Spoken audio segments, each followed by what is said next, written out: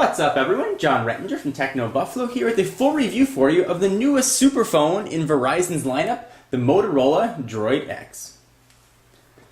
So let's start this review with what this phone is meant to do most, and that is make phone calls, and it does it extremely well. Call quality is crisp, clear, it sounded like a landline. I had no drop calls. There was no white noise or buzzing or clicking on my end or the caller's other end. The speakerphone quality on this thing is fantastic. It is loud and works really well, and actually I'll give you a quick demonstration of it. You can hear sort of just the quality of the speaker that Motorola put into this is really just very nice. To hear your mailbox prompts in English, press 1. And that is probably the loudest speaker that I've seen on any sort of smartphone, and certainly I've tested a fair share. So that definitely goes to the quality of the hardware that Motorola put into the Droid X. So if call quality was an issue for you, no need to worry. As far as the radio in here though, and as far as the reception that it gets, it doesn't get the best reception. I've tested many other Verizon phones in the exact same location and had maybe between 3 and 4 bars of EVDO Rev-A service. With the Droid X here, I tend to hover between 1 and 2. And not to say it can't hold on to a call, even by just holding 1 bar of 3G service here, I never experienced a drop call. But if you are in a fringe area, it's something that you're going to want to keep in mind. Alright, so let's jump into probably the other most important thing about this phone, and that is its monster 4.3-inch TFT screen with a resolution of 480 by 854, which makes it one of the largest phones now on the market, and the screen is just gorgeous. The resolution gives a bit of a taller resolution, so there's less scrolling through web pages, and I demonstrated this in a lot of other previous videos, but it just works very well. The screen is bright, it's vibrant, it sort of shows what you're looking at and shows what you're looking at very well. So if you're worried about scrolling through menus, Android is very menu based, so looking at applications, you can now see more on one row, which will reduce your scrolling as you go through the menus. So the screen is absolutely gorgeous. It's bright, it's crisp, text looks fantastic. It's very responsive to multi-touch, so when you're on the browser, if you need to do any pinching and zooming, it'll work quite well for you. So I'll go ahead and jump to a web page right here and just give you a quick example. We'll jump to technobuffalo.com. And in case you're wondering or comparing this with other phones, I did do some head-to-heads with the iPhone 4 and the Evo 4G. I'll put links to those in the underbar and annotations sort of right around here so you guys can see.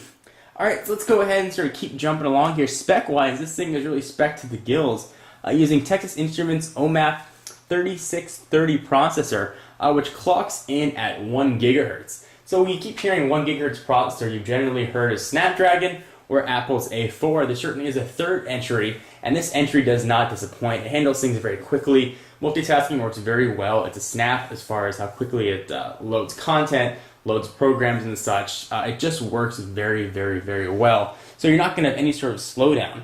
And that's also due to the 512 megabytes of onboard RAM, which is quite nice as well. So let's go ahead and sort of continue and talk about the rest of the specs here. It does have 8 gigabytes of internal storage. You can up that all the way up to, I believe, 40 with a 32 gigabyte card, although the 16 card will be included in here. It's got sort of the included things you'd expect, Wi-Fi, certainly 3G, GPS, and Bluetooth. The web browser is very good. I think it's sort of stock Android, works very, very well. I think Android's come a long way as far as web browsing. They really have a very nice experience. Multi-touch, as I mentioned, is implemented really well here. So let me give you an example of what the web browser looks like. We'll jump on over to Techno Buffalo like I tried to show before. And it just looks smooth. Scrolling is very fast. The physics engine seems to keep up with the pages. You don't get sort of that checker pattern that you get when you scroll through web pages very quickly. It just works really well. It's smooth. Multi-touch implementation certainly works. Not present here, though, is Flash. No Flash content is going to be available at launch on the Droid X, although Motorola and Verizon have said that Flash 10.1 will be coming sometime in 2010, in addition to Android 2.2 Froyo. So this is running 2.1, in case you're wondering. And speaking of running 2.1, it is not a stock 2.1. It's actually running a brand new updated version of MotoBlur. Now don't cringe, if you've seen other MotoBlur phones, you're probably going to know that MotoBlur has looked cartoony. It's been sort of a clumsy implementation. And I should specify that Moto Blur is actually a skin that sits on top of Android. Well, the new Moto Blur is fantastic. It's unobtrusive, and it adds to where it needs to be added. For instance, you get these new icons across the bottom to jump to your phone, your contacts, or your programs. Really works quite well. To go through your home screens, you get a new sort of array at the bottom. You can jump to each. You can see those sort of dots help you pick where you want to go. They've added a ton of really helpful widgets here as well. You can see that I've got sort of some indications here on or off. Weather. I've got mail and calendar and search. And just a ton of new icons, which make it a very easy program and easy skin to navigate through. Now, Moto Blur, as you see here, comes with a lot of widgets, but there are a ton more. Let me just show you very quickly what some of those widgets are. Bluetooth, toggle, calendar, GPS. You can sort of see that there are quite a few here to choose from. So let's talk about design. You're looking at a screen this big, you know that you're going to be dealing with a large phone. Now, its closest competitor, the only phone we can even compare this to with a similar screen, is going to be the HTC Evo 4G, which is by no means a small phone.